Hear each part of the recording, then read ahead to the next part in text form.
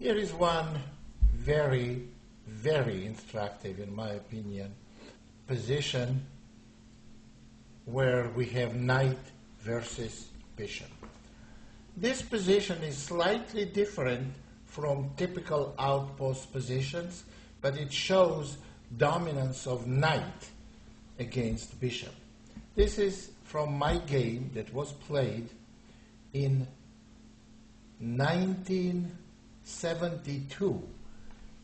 This is the same year Bobby Fischer played Spassky in a World Championship match. Well, at that time, in 72, I was already quite strong master, and I played this game against another international master from Russia. I am 2 pawns down. And it's very interesting that I believed that I'm not worse, I may even be better.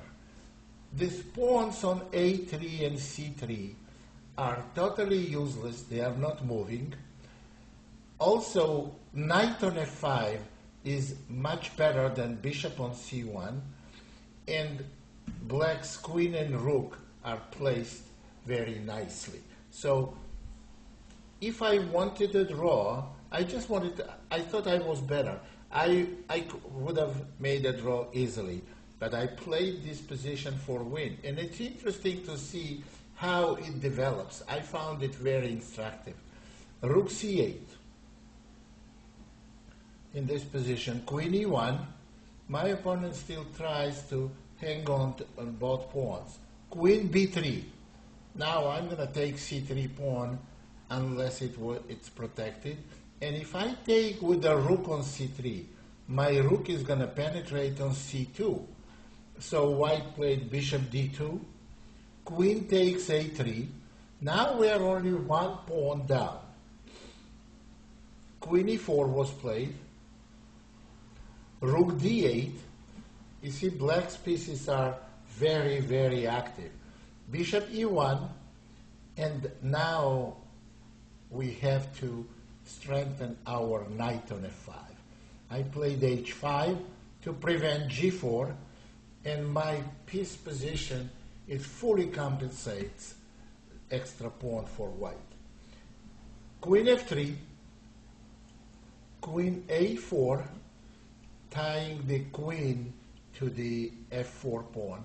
Now, queen takes H5 is a bad idea because then another pawn is going to become very weak on E5. So, of course, white didn't play it. They played H3 and Queen C4. Let me evaluate this position for you. By no means black is worse. Black may be slightly better, but main problem for white is that for the rest of the game from here, they have to make moves that don't damage anything and that they cannot play active. So they have to stand and wait what happens.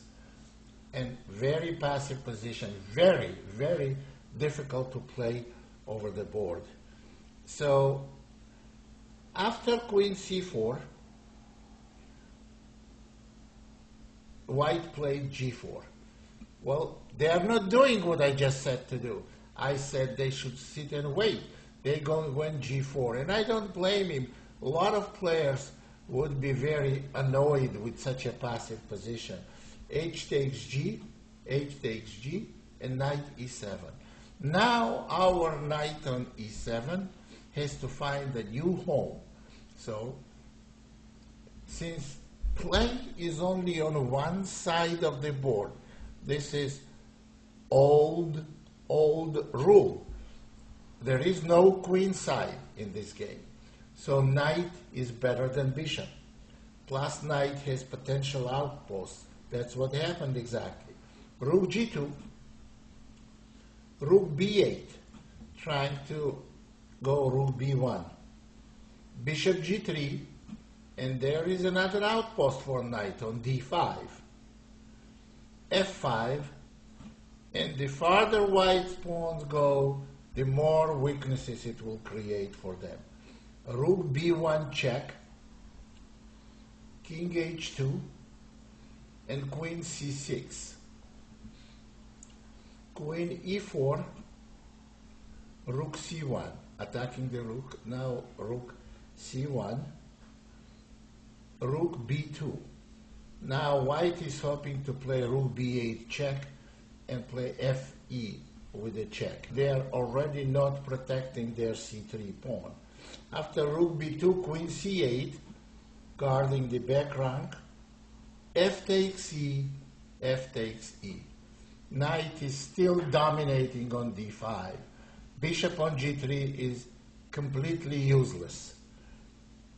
White is here in much worse position. They have to commit themselves to total defense. So after fe and fe, rook f2 was played. Rook takes c3. There we go. Now pawns are even. Black's piece is much more active, and they have better minor piece on d5 than white's bishop on g3. Rook takes c3, queen g6. Of course, this doesn't go anywhere because after queen d7, every square is protected by black. Queen h5. Now knight e3. Now we are using the outposted knight. Knight e3, bishop f4. Let's just repeated the moves. Knight d5, bishop g3. Of course, I don't want to draw here because I think I have sizable advantage. Rook c4, now intending knight e3. Rook f3, preventing knight e3, but knight e3 anyway. It was overlooked by white. Now if rook takes e3, queen d2 check wins the rook. And importantly, there will be no perpetual check because black is going to have queen h6. So after knight e3, there is a threat of knight takes g4. g5 was played. Now, because there is no other way of protecting g-pawn, now knight f5. Now knight gets permanent outpost on f5, and white's position is very, very difficult. After the knight f5, white could have played g6. They didn't. Well, I got a point that g6 doesn't really do much because, first of all, we could go knight h6. And knight g4 is coming, and rook c2 is coming. There's a multiple threats. So white simply played king h3. But now queen c6, king h2, and now rook c1. You see, rook cannot move now because there is a queen h1 mate. And now white played g6, but a simple tactical shot here, not very difficult, ends the game. Rook h1 check, king moves, black is going to take the queen, and if king takes, then knight takes g3, rook on f3 is pinned, winning the queen, and game is over. You see, the position that we had, as it's not as bad as it is difficult to play. Black has dominance position of every piece. Maybe white can hold. Ripka was saying that white may be able to hold it, but it's so difficult to hold it. The hold. Maybe Ripka can hold. No human being, I think, on the highest level can hold this position in real practical games. So what I want to say here, by looking at this dominance of outpost of the central position of the knight, it can be and should be used several different ways. It can be used in defense, in creating decisive attack, in the end game, in mobility, many different ways. And also in the first example I showed you in one of the examples I showed you how it should not be played when black had completely winning endgame and white had completely winning game. And they blew up. They made a wrong plan. If you watch this DVD carefully, from beginning to the end, you will notice that every example was selected carefully. And I'm repeating it to you for the third time on this DVD, that we had tens of thousands to choose from. I selected examples where this outpost and this strong position of your knight can be used multiple different ways. So if you watch this DVD carefully, you will definitely do yourself a great favor, and you're going to learn a lot.